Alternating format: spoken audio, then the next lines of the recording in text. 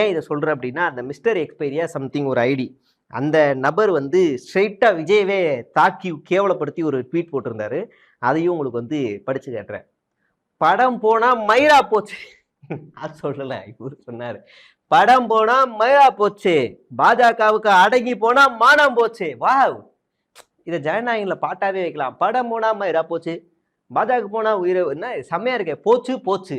அடடா, படம் போனா மயிரா போச்சு, பாஜகவுக்கு அடங்கி போனா மானம் போச்சு. ஆமா, மானம் எங்க இருக்கு? மானம் மானம் அதான் ஏற்கனவே போயிருச்சே மானம். சரி, இது விடுங்க, மானம் இதை ஒண்ணு. அடுத்து, என்ன ஆனாலும் சரி, எத்தனை தடவை டெல்லி போனாலும் சரி, என்ன ஆனாலும் சரி, எத்தனை தடவை டெல்லி போனாலும் சரி, திமுக மாதிரியே ரஜினி மாதிரியோ பாஜகவுக்கு அடங்கி போயிடாத தலைவா. இல்ல, எனக்கு புரியல. டேய், ரஜினி பாஜகவுக்கு அடங்கியே போகல.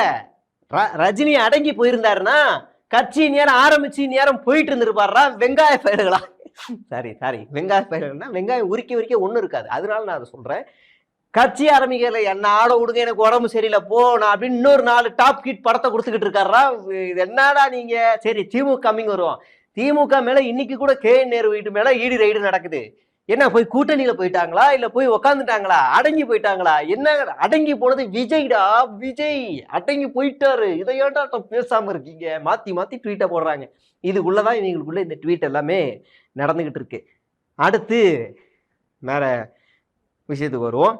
இந்த மாதிரி பல விஷயங்களை இன்னைக்கு சொல்லியிருக்கோம். அந்த ஆச்சரியக்குறி மறுபடியும் ரிப்ளை பண்ணியிருக்கு. என்ன ரிப்ளை பண்ணியிருக்குன்னா, சின்ன புள்ள மாதிரி கதறிட்டு இருக்காதீங்க, நான் சின்ன பிள்ளையாவே இருக்கேன், நீ மெச்சூர்டான புள்ளதான், வா வந்து பேசுவா, என் நம்பர் இருக்கு, வா தைரியமா பேசு, வா உனக்கு திராணி இருந்தா, வக்கு இருந்தா, உனக்கு சூடு சொரணை இருந்தா, உன்னை இதுக்கு மேல கேவலமா டிபேட்டு கூட முடியாது, வா தலைவா, வா உனக்காக உட்கார், 1 to 1 கூட பேசலாம், வா இல்ல வா உட்காரலாம், வா நான் திமுக ஆளுங்க தான் உட்காருவேன்னா அப்ப இனிமே உன் ஆளுங்க எல்லாருக்கும் போன் அடிச்சு செருப்படுத்த அடி.